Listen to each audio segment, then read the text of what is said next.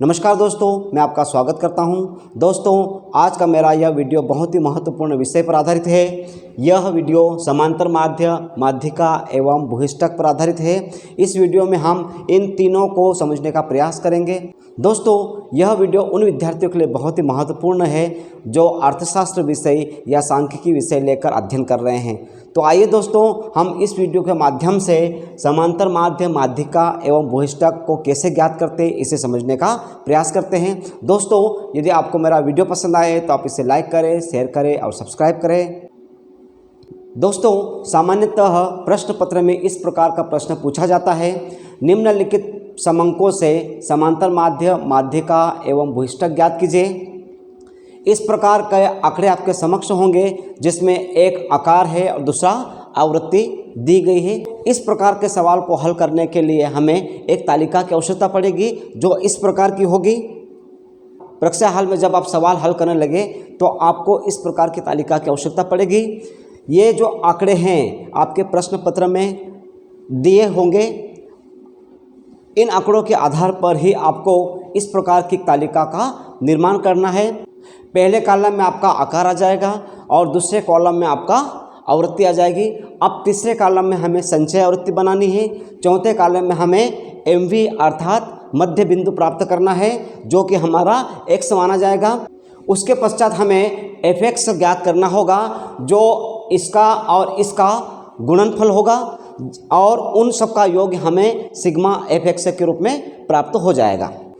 इस तालिका में प्राप्त आंकड़ों के आधार पर हम आसानी से समांतर माध्य, माध्यिका और बहिष्ठक ज्ञात कर लेंगे। सबसे पहले हम लोग संचय आवृत्ति को बनाएंगे। संचय आवृत्ति का फार्मूला है, ये वाला 5 हम ऐसा कैसा रख देंगे, 5 में 7 जोड़ेंगे तो 12 हो जाएगा, 12 में 10 जोड़ेंगे तो 22 हो जाएगा, 22 में 18 जोड़ेंगे तो 40 हो जाएगा, 40 में 16 जोड़ेंगे तो 56, 56 में 10 प्लस करेंगे तो 66, 66 में 5 जोड़ेंगे तो 71।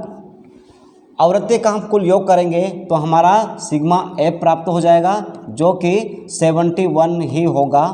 आपको यहाँ पर इस चीज़ को ध्यान रखना है कि जो आवृत्ति का कुल योग है और संचय आवृत्ति का जो आखिरी भाग है वह आवृत्ति और संचय आवृत्ति का यहाँ पर बराबर होना चाहिए। यदि यहाँ पर आंकड़ों में किसी प्रकार का वेरिएशन पाया जाता है तो आपके कैलकुलेशन में कुछ गड़बड़ी हो सकती है। इस प्रकार से हमें संचय आवृत्ति प्राप्त हो गई है। दोस्तों, अब हम एमवी ज्ञात करेंगे।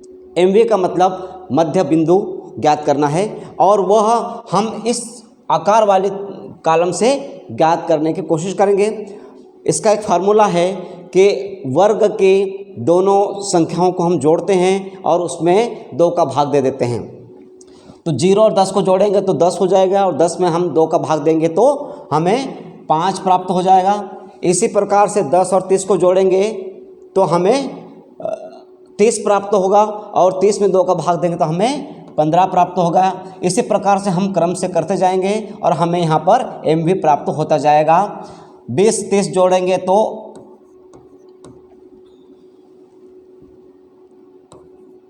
35, 45, 55, 65। इस प्रकार से हमें अब आसानी से एमवी प्राप्त हो गया है। अब हमें एफ एक्स ज्ञात करना है और एफ एक्स ज्ञात करने के लिए हमें आवृत्ति का एमवी के साथ गुणा करना होगा। 5 का 5 के साथ गुणाएंगे तो 25, इसमें इसका गुणा करेंगे तो 105, इसमें इसका गुणा करेंगे तो 205, इसमें इसका गुणा करेंगे तो 720, इसमें इसका गुणा करेंगे तो 550। इसी प्रकार से 65 का 5 के साथ गुणा करेंगे तो 325 और इन सब का कुल योग 2605 होगा। अब हम समांतर माध्य, माध्यिका और बहुलक ज्ञात करेंगे। इसके लिए हमें तीनों के सूत्रों की आवश्यकता पड़ेगी। समांतर माध्य का सूत्र इस प्रकार से है, x बार बराबर सिग्मा एफ एक्स बटे एन बराबर हमारे पास सिग्मा एफ एक्स 2605 है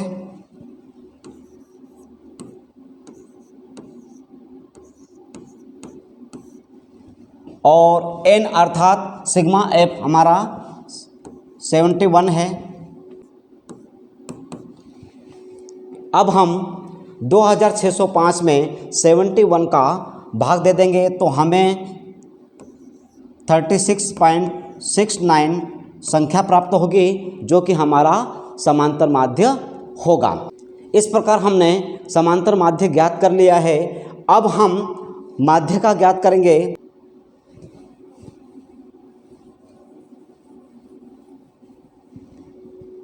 माध्य का ज्ञात करने से पहले हमें मध्य का संख्या ज्ञात करनी होती है। सबसे पहले हम मध्य का संख्या ज्ञात करेंगे, जिसका सूत्र है m = n divided by 2।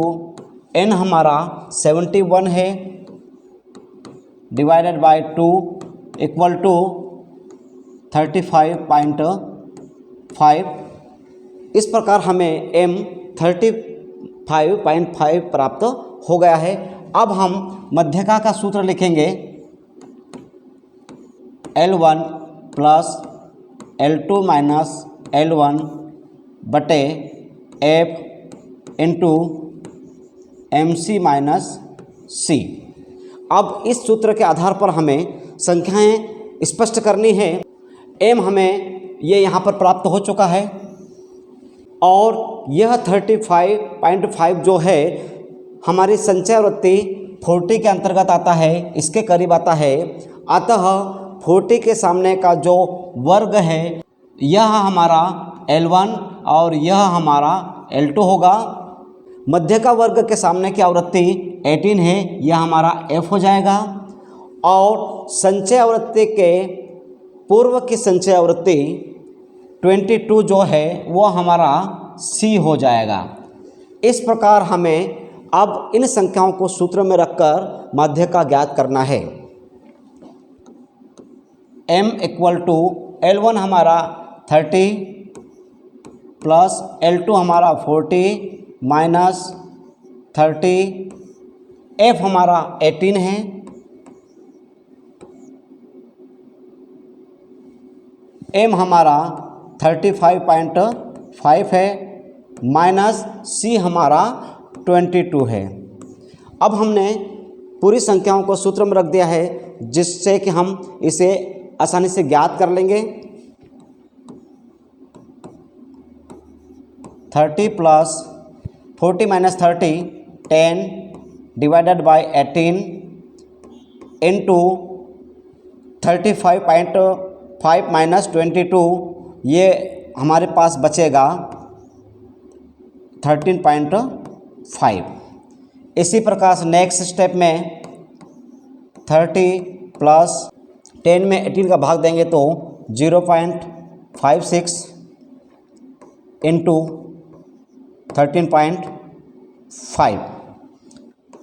m = 30 plus 0.56 into 13.5, तो यह हमें प्राप्त हो जाएगा 7.56। अतः मध्य का हमारी होगी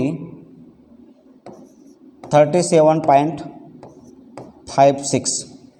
इस प्रकार सूत्र के आधार पर, प्राप्त आंकड़ों के आधार पर हमने मध्य का आसानी से ज्ञात कर ली है। दोस्तों, समांतर माध्य और मध्यका के पश्चात हम भूयिष्ठक ज्ञात करेंगे।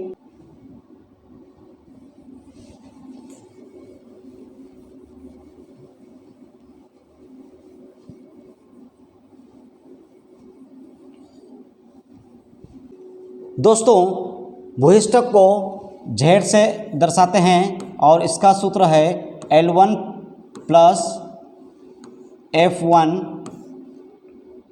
2 into F1 minus F0 minus F2 into L2 minus L1। इस प्रकार का सूत्र है। अब हमें यहाँ पर यह स्पष्ट करना है कि F1 क्या है, F0 क्या है और F2 क्या है। तो दोस्तों, यह हमें तालिका के माध्यम से प्राप्त होगा।